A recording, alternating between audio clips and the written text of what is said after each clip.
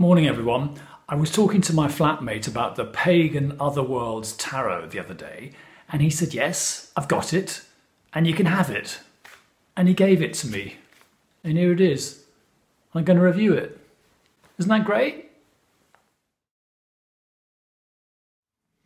Okay, here we go. So the Pagan Otherworlds tarot is published by a firm called Uusi, U-U-S-I, and that is the identity of two designers called Linnea Gitz and Peter Dunham. Linnea Gitz does the painting, Peter Dunham does the lettering. And this thing, the Pagan Otherworlds tarot, came out, as far as I can see, in 2019. That's its Kickstarter date. It's more than 78 cards. I think it's 84 cards. You get the Major Arcana and the Minor Arcana. You get an extra card here. There we have someone pushing his head through the dimensions into another dimension, and I probably wouldn't use that in my divination. And the other cards that we have here, my flatmate gave me this deck very generously, and he said, oh Robert, I'm terribly sorry, I've already taken 5 of the extra cards out and I've put them in a frame on the wall. So the 5 extra cards that we have are 5 lunar cards: full moon, new moon, and the other kinds of moon. And I imagine those cards are strictly for moon freaks, and yeah, one probably would take them out and put them in a frame. Everything about this production is extremely chic and tasteful and nicely produced. The box is fantastic, the seal is fantastic, the cardstock's really nice, it's printed in the States. Now, this tarot deck is spoken about online as being groundbreaking. I mean, that's part of its press release. Yes, it is to some extent a Marseille-RWS fusion deck. And in this, it is very similar to a deck called Tarocchi by Jens Freiburg, which came out, I think, in 2022. And they both have the same strength and they both have the same weakness. The Jens Freiburg deck is, in a sense, more exciting to look at, but more frustrating in the way it carries out its plan. Now, the plan of this deck is to give you minor arcana cards which, in a sense, look like Marseille, but refer to Rider-Waite-Smith. I detect what I call tarot fatigue in this deck and in the Freiburg deck. In other words, that designing a tarot deck is a huge undertaking, and I think designers often get to, you know, halfway through the minors, or they get to the pentacles, and they are so frazzled by the challenge of the project that they lose their grip on it. And I think this is exactly what has happened in this one and the Freiburg deck. But let's start. I think the majors are lovely. My husband is very into it. They say it's inspired by Renaissance imagery and early Celtic imagery. I think there's slightly more to it than that. I think it is, to some extent, a fantasy deck. And I think, you know, we live in the 21st century and we've been exposed to a lot of stuff. I think one of the things we've been exposed to is shamanism. And I think a lot of the outfits here are shamanistic. And that's not just Celtic, is it? It's global. It's a world thing. And this tarot, you know, it definitely goes its own way. You know, here we have a Wheel of Fortune where we have a lion, but we're not really getting the 4 evangelists. So we've got a lion, a bear, and a stag, and those seem to be the patron animals of this deck. I like the way people seem to be wrapped up in hay. You know, they've got a layer of Renaissance clothing and then a layer of shamanistic Stone Age clothing over the top of that. So it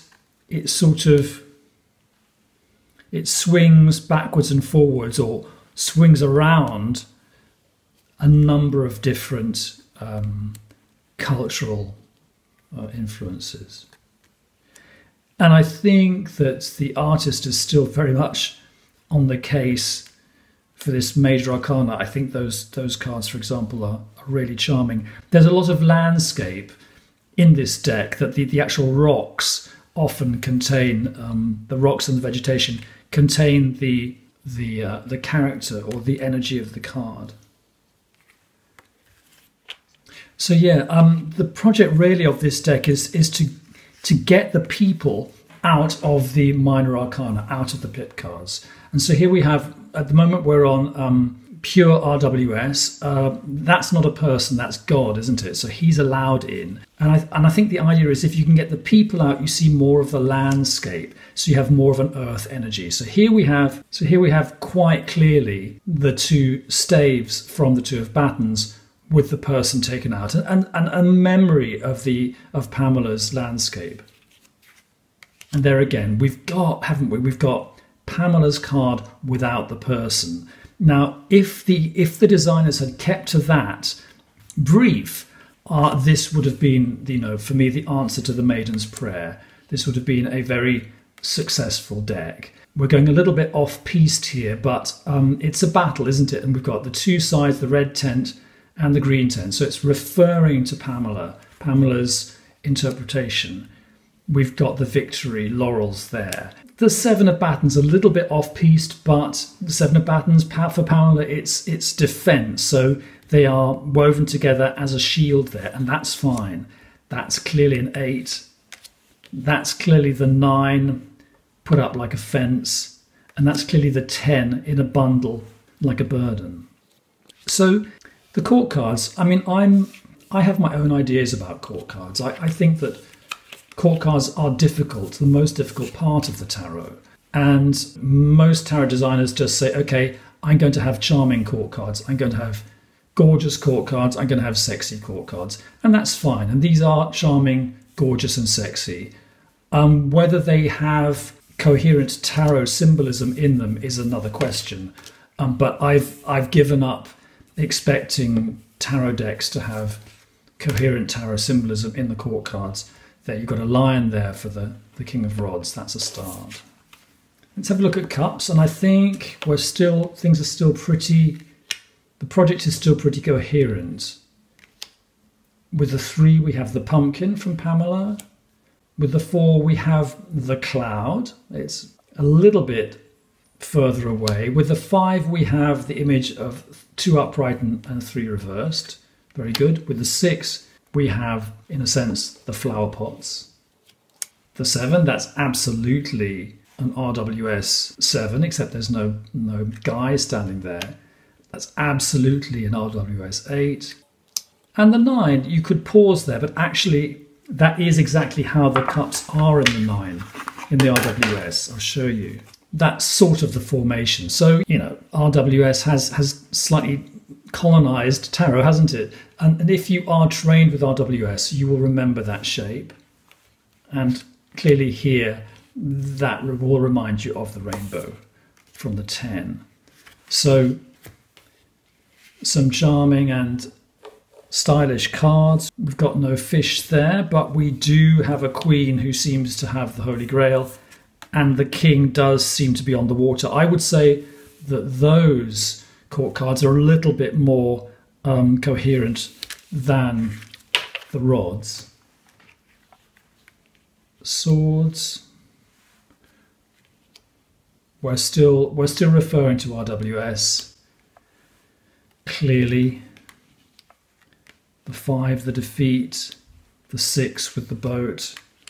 The 7 with the 7 here. We remember those flags, don't we, in the wind in the 7, and we can see that these 2 swords here, the positions of the swords are quite similar. I'm going into this in detail because I want you to know why I'm disappointed by this deck. The 8, there's the lady. You may even see some mud where she was standing in the mud with the citadel in the background. The 9, all pointing in one direction. I like the swan. It's strange and surreal, and why is it there? But it's very memorable. I think that's one of the nicest images from this deck. The swan, which has a chain around its neck.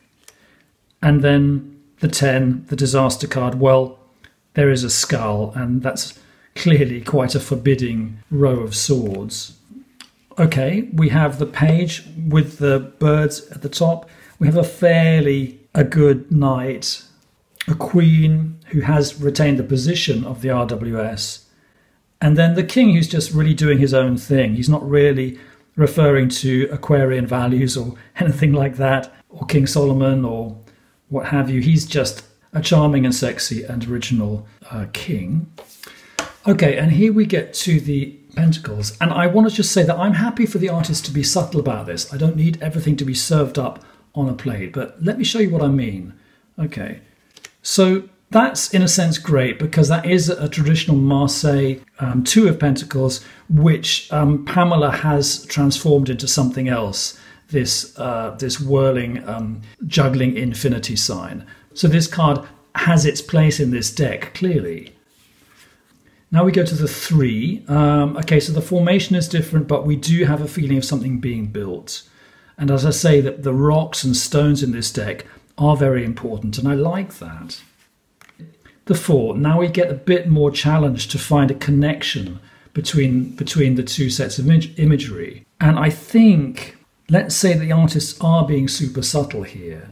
There's a block here, and here he is sitting on a cube. I think that is a reference to that. Great. Okay, we get to the 5, and the 5 has snow. And then we get to the 6. And I have to say, I think at this stage, someone received a telephone call telling them to hurry up, or someone got in a panic about the finance or something, but I think the project just kind of collapses at this stage. I can't see the connection between those two designs. Let me know if I'm wrong in the comments below. We have a 7, and there is, I think, maybe a tenuous connection, because in the Pagan Otherworld 7 we have a harvest. In my opinion, it's drifting away slightly.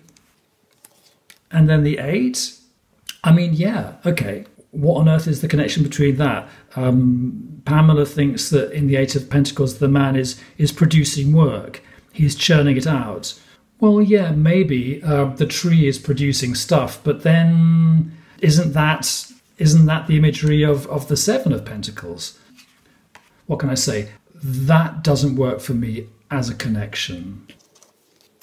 The 9, we have the falcon, we have the bush. I think that's fine. The 10, we have the dogs.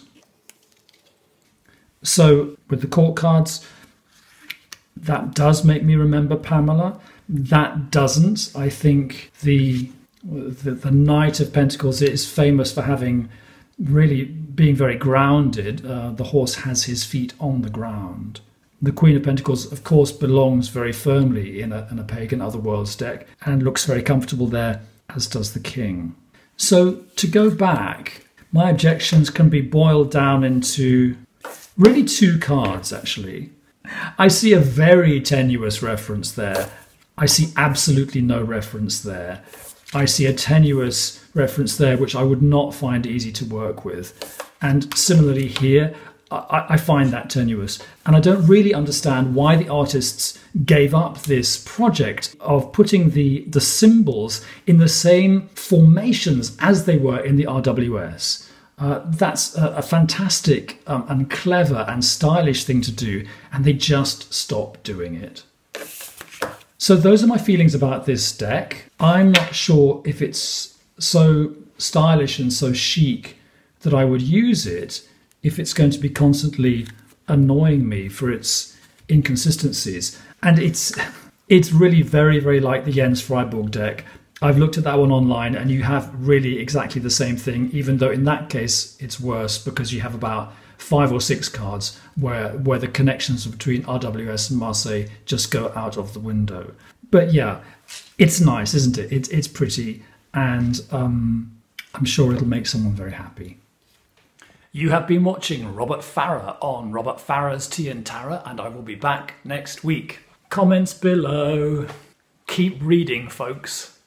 Bye.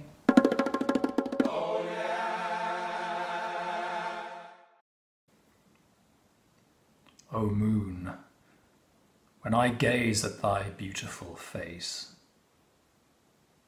careening about through the boundaries of space, a question comes frequently into my mind. Will I ever gaze on thy glorious behind?